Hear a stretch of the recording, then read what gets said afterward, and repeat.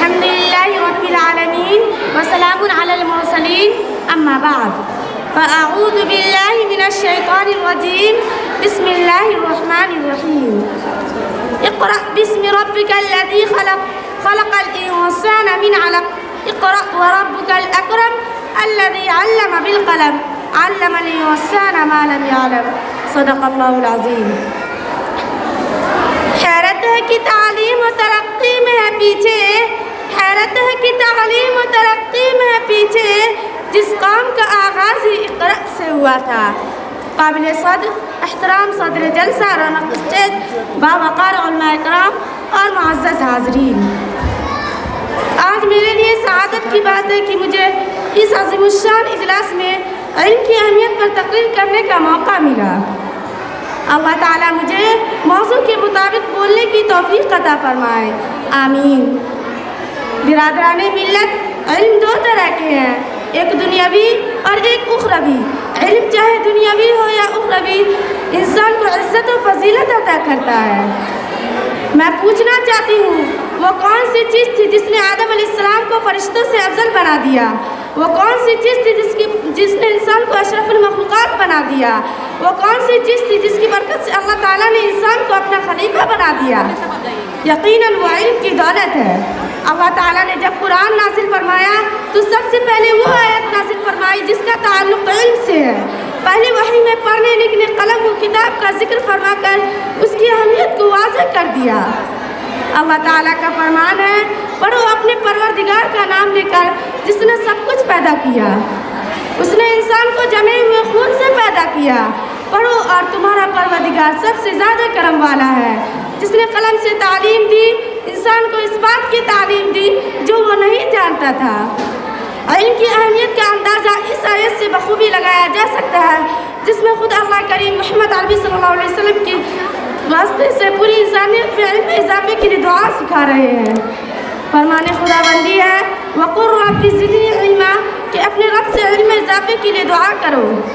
یہی وجہ ہے کہ رحمت دو عالم صلی اللہ علیہ وسلم نے ہمیشہ علم حاصل کرنے کی ترغیب دی ہے، اور بہت سے احادیث میں علم حاصل کرنے کے فضائل اور علم حاصل کرنے والوں کی تعریف کی گئی ہے۔ آپ صلی اللہ علیہ وسلم نے ارشاد فرمایا، علم کا سیکھنا عبادت ہے، علم کا مذاکرہ کرنا تسبیح ہے، علم کی تلاش میں لگے رہنا جہاد ہے، بے علم کو علم سکھانا صدقہ ہے، مستحقوں میں علم فرق کرنا اللہ تعالیٰ کی قرب کا ذریعہ ہے، علم حلال و حرام میں فرق کرنا سکھاتا ہے، علم جنت کے راستوں پر روشنی کا مینار ہے، علم سفر کا ساتھی ہے، علم دشمن کے مقابلے میں ہتھیار ہے، علم دوستوں میں زینت ہے، علم جہالت کے مقابلے میں دلوں کے لیے زندگی ہے، علم تاریکی میں آنکھوں کے لیے روشنی ہے۔ محترم حاضرین، جب حضور اکرم صلی اللہ علیہ وسلم کو نبوت کے منصب سے نوازا گیا، اس وقت عرب میں قتل و غارت گری کا بازار گرم تھا۔ جو سفر پر نکل جاتا اس کا گھر آنا ایک اتفاق تھا۔ شراب پینا لوگوں کا معمول بن چکا تھا۔ عصمت دری، چوری اور ڈکیتی کو لوگوں نے اپنا پیشہ بنا لیا تھا۔ اولاد کو قتل کرنے کا رواج عام تھا۔ بت پرستی لوگوں کی عادت بن چکی تھی۔ لیکن قربان جائیے، اللہ کے پیارے رسول محسن انسانیت رحمت دو عالم محمد عربی صلی اللہ علیہ وسلم کی ذاتی گرامی پر کی۔ آپ نے ان کی تعلیم و تربیت اس انداز سے کیے اور زندگی گزارنے کے ایسے اصول بتائے کہ دیکھتے دیکھتے ان کی حالت بدل گئی۔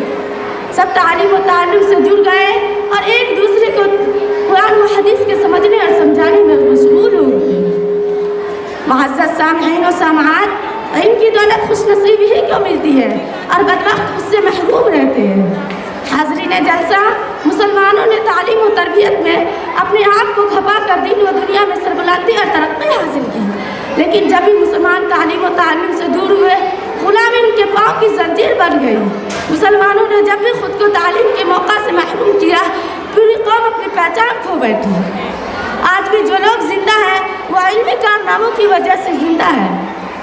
امام بخاری ہو یا امام مسلم، امام ابو حنیفہ ہو یا امام مالک، امام رازی ہو یا امام زمخشری، ابن سینا ہو یا جابر بن حیان، ابن رشد ہو یا فارابی، ابو الہیثم ہو یا عمر خیام، یہ وہ لوگ ہیں جنہوں نے علوم و فنون کے میدان میں وہ بڑے بڑے کام کا انجام دیے ہیں جو اس دور میں بھی علوم و فنون سائنس اور ٹیکنالوجی کے میدان میں اہم بنیاد ہے۔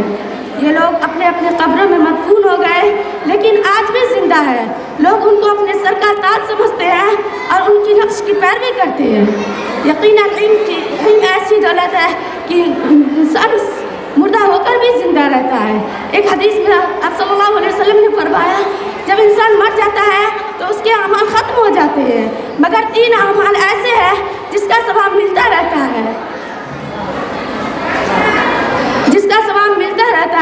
ایک صدقہ جاریہ، دوسرا فرما بردار بیٹا جو دعا کرتا ہے، تیسرا نفع بخش علم جو چھوڑ جاتا ہے اور دنیا اس سے فائدہ اٹھاتے ہیں۔